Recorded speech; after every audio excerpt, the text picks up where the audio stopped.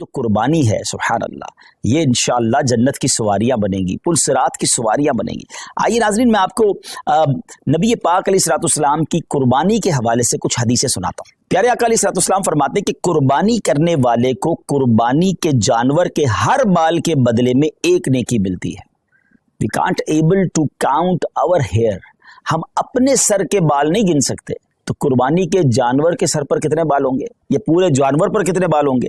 तो जानवर के जितने बाल हैं, हर बाल, एवरी हेयर के मुकाबले में उसे एक नेकी मिलती है। यानी इट मीन्स अगर कोई कुर्बानी करता है तो उसे मिलियंस एंड मिलियंस नेकियां मिलती हैं। मुबारक हो उन्हें जो कुर्बानी करते हैं। एक और जगह नबी पाक अलैहिस्सलाम फरमाते हैं, जिसने खुश दिली से तालिब सवाब होकर कुर्बानी की तो वो आतिशे जहन्नम से हिजाब यानी रोक हो जाएगी।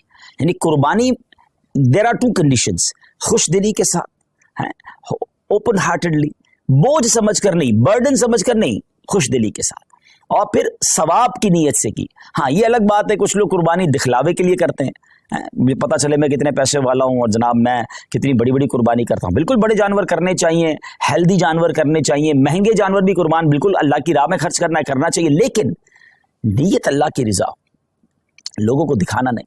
तो फिर इंशाअल्लाह ये जानवर, ये कुर्बानी जहन्नम के मुकाबले में आड़ बन जाएगी, रोक बन जाएगी। एक और जगह सरकार दो आलम अलैहिस्सलाम ने अपनी प्यारी बेटी खातून जन्नत बीबी फातिमा तो ज़हरा रदी अल्लाह तआला अन्हा से इरशाद फरमाया कि ए फातिमा, अपनी कुर्बानी के पास मौजूद रहो, क्योंकि इसके खून का पहला कतरा गिरेगा तुम्हारे सारे गुनाह मुआफ कर दिए जाएंगे। अल्लाह अकबर, सुभान अल्लाह, सुभान अल्लाह। जानवर का कतरा गिरना है खून का और हमारे गुनाह मुआफ हो जाने इंशाअल्लाह। एक और हदीस सुनिए, प्यारे आका अलैहिस्सलाम फरमाते, जिस शख्स में कुर्बानी करने की वुसअत हो फिर भी वो कुर्बानी ना करे तो हमारी ईदगाह के करीब ना आए।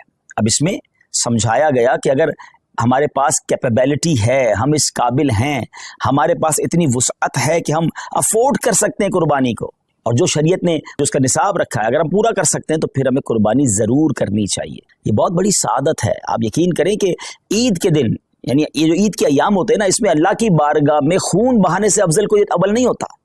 तो जहाँ फ़र्ज़ नमाजें पढ़नी और अगर कुर्बानी वाजिब है तो ज़रूर कीजिए। अच्छा, ये आजकल बड़ी अजीब अजीब लॉजिक्स निकालने वाले, बताने वाले बता रहे होते हैं कि जनाब कुर्बानी इतनी सारी होती है, इसकी बजाय किसी गरीब का भला कर दिया जाए। उनको शायद पता ही नहीं है कि कुर्बानी की वजह से गरीबों का कितना बड़ा भला होता है। वैसे तो सोशल मीडिया पे हमारे बड़े तफसीली क्लिप्स मौजूद हैं।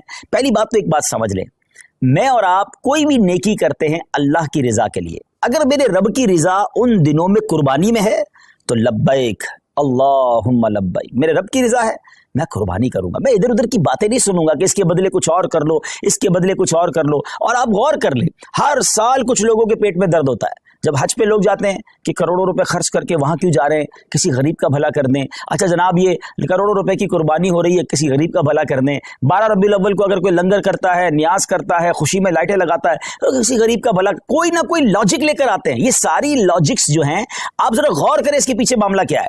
कभी भी आपको ये सुनाई देता है कि जनाब इतना महंगा मोबाइल फोन लेने की क्या जरूरत है, किसी गरीब का भला कर दें। इतनी महंगी वॉच आई है और जनाब इतनी महंगी घड़ियां पहनने की जरूरत क्या है, किसी गरीब का भला कर दें। ब्रांडेड कपड़े पहनने की जरूरत क्या है, किसी गरीब का भला कर दें। जनाब न्यू ईयर नाइट में इतनी आतिशबाजी करने की क्या जरूरत है, किसी गरीब का भला कर दें। अपने बच्चों की शादी में इतने किस्म के फंक्शन करने की जरूरत क्या है।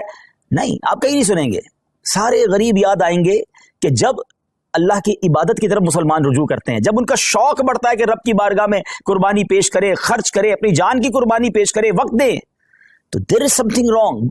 इस बॉटम इन हार्ट में कुछ गड़बड़ है, समझिए बात को। अब मैं आपको बताता हूं, जिसको बहुत ज्यादा इस बात की फिक्र है कि गरीबों का भला हो जाए। ये कुर्बानी, सुभान अल्लाह, ये एक ऐसा शानदार फरीजा है और ऐसी खूबसूरत यूं समझिए कि त्यौहार है, इस्लामी त्यौहार है कि जिसकी बरकत से लाखों नहीं करोड़ों गरीबों का भला होता है फ्रॉम द डे वन। अच्छा, सिर्फ पाकिस्तान की मिसाल ले लें, वैसे हमारे जितने ये जो तीसरी दुनिया के बड़े सगीर के मुल्क कहलाते हैं, जब बहुत कुर्बानी होती है, पाकिस्तान हो गया, हिंदुस्तान हो गया, बांग्लादेश, जहां भी गरीब ममालिक हैं, मुझे बताइए कुर्बानी के जानवर आते कहां से।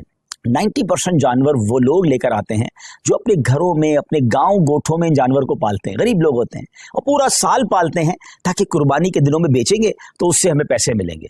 तो उन लाखों करोड़ों गरीबों का भला होता है जब कुर्बानी होती है। अच्छा, बिजनेस का मॉड्यूल क्या है? What is the way to boost your business और योर इकोनॉमी?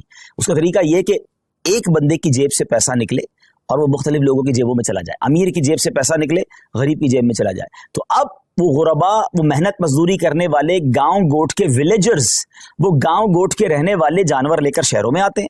اور جناب اب امیر آدمی, اب جس کو اللہ نے استطاعت دی, وہ پیسے دیتا ہے اور ان کو گویا پورے سال کے لیے اتنی اماؤنٹ مل جاتی کہ پورا سال وہ اپنا گھر چلاتے ہیں, نئے جانور پالتے ہیں.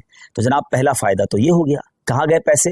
غریبوں کے پاس گئے. اچھا, لیکن جب وہ جانور کسی منڈی میں آئے تو اس منڈی میں ہزاروں لاکھوں, یوں سمجھے پوری دنیا میں اگر دیکھیں تو لاکھوں شاید مزدوروں کا بھلا شروع ہو جاتا ہے. کوئی چارہ کھلا رہا ہوتا ہے, کوئی لوڈنگ کر رہا ہوتا ہے, کوئی ان کا خیال کر رہا ہوتا ہے, ان کا روزگار شروع ہو جاتا ہے. پھر جب وہ خرید کر گھر لاتے ہیں تو سوزوکی والے, ٹرک والے, ان کا روزگار شروع ہو جاتا ہے. اچھا, منڈی میں صرف چارے والے نہیں, رسی والے, جانوروں کی خوبصورتی کی چیزیں ہوتی ہیں وہ بھی بیچ رہے ہوتے ہیں. ہزاروں لوگ آتے ہیں تو وہاں پر باقاعدہ سٹالز لگ جاتے ہیں, کھانے پینے کی چیزیں بکنا شروع ہو جاتی ہیں. کتنے غریبوں کا بھلا ہوتا ہے. اچھا, جب وہ جو جانور آپ کے محلے میں, ہماری گھروں کے قریب آ جاتا ہے تو اب گھر کے علاقے میں, بلڈنگ میں چوکیدار اور محلے والے جو لوگ جانور سنبھالتے ہیں ان کا روزگار شروع ہو جاتا ہے. سارے تو غریب ہیں. اچھا جناب, اور آگے چلتے ہیں. اس کے بعد جب قربانی ہوتی ہے تو کون کرتا ہے قربانی؟ ہیں, ہم خود تو نہیں کاٹتے نا جانور کو. ہزاروں لاکھوں گوشت فروش قصاب اسلامی بھائیوں کا, اور ایک ایک قصاب کے ساتھ 5-5 6-6 ہیلپر ہوتے ہیں. ان کا ٹھیک ٹھاک روزگار بن جاتا ہے 3 دنوں کے اندر. اب وہ کون لوگ ہوتے ہیں؟ وہ بھی نارمل لوگ ہوتے ہیں, ان کو زبردست روزگار مل جاتا ہے. مسلمانوں کی جیب سے پیسہ ان کی جیبوں میں جا رہا ہے. اچھا, اب گوشت کٹ گیا, کٹنے کے بعد کیا ہوا؟ سارا ہم نہیں کھا جاتے, لوگ اپنے رشتہ داروں میں بانٹتے ہیں, بہت سارے غریبوں بھی بانٹتے ہیں. تو لاکھوں لاکھ غریبوں کو گوشت ملتا ہے, بلکہ ایسے لوگوں کو ملتا ہے جنہوں نے پورا سال گوشت نہیں کھایا ہوتا, ان تک گوشت پہنچ جاتا ہے. اور آگے چلیے, اب جب گوشت اس کے کچھ دنوں کے بعد ایسی جگہوں پر پکنے کے لیے جاتا ہے جو کباب بناتے ہیں, بوٹی بناتے ہیں, جناب وہ بھی نارمل لوگ ہوتے ہیں, ان کا بھی روزگار چل پڑتا ہے. اور آگے چلیے تو اس کی جو کھالیں ہوتی ہیں, یہ کھالیں کسی لیدر فیکٹری میں جا کے بکتی ہیں, تو وہاں شوز, تو جیکٹ وہ بنتا ہے, تو اس کی سلائی کڑائی مزدوری کرنے والے, یعنی اگر from the start till the and دیکھیں تو کروڑ لوگوں کا بزنس چلتا ہے, روزگار چلتا ہے, مزدوری ملتی ہے, گوشت ملتا ہے. سبحان اللہ و بحمدہ, سبحان اللہ العظیم.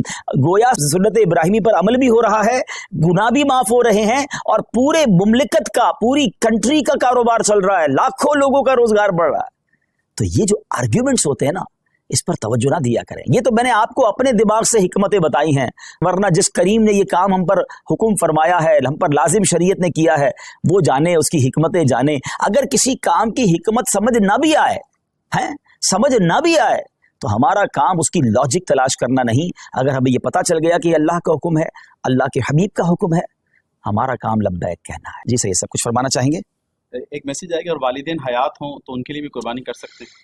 جی, والدین حیات ہوں اور تو پھر تو ان کے نام کی قربانی بالکل ہونی چاہیے, اور اگر وہ صاحب استطاعت ہیں تو ان پر تو واجب ہو جائے گی قربانی. لیکن اچھی بات ہے کہ گھر میں اگر کوئی شخص ہے اور اپنے گھر کے بڑوں کے لیے بھی قربانی کرنا چاہتا ہے, بچوں کے لیے بھی کرنا چاہتا ہے, تو بہتر یہ ہے کہ جس کے بالغ کے نام کی قربانی وہ کر رہا ہے, ان کو اعتماد میں لے لے کہ اس بار آپ کی قربانی میری طرف سے میں کر رہا ہوں. ان کی اجازت ہو جائے گی تو پھر ان کی قربانی بھی ہو جائے گی. ایسا نہ ہو کہ انہیں پتہ ہی نہیں ہے اور آپ ان کی قربانی کر رہے ہیں, تو پھر ان کو اپنی قربانی بھی الگ سے کرنی ہوگی. اور اگر والدین دنیا سے چلے گئے ہیں تو ان کے لیے بھی ایصال ثواب کے لیے قربانی کی جا سکتی ہے. انشاءاللہ ان کو قبر میں ثواب کا تحفہ ملے گا انشاءاللہ.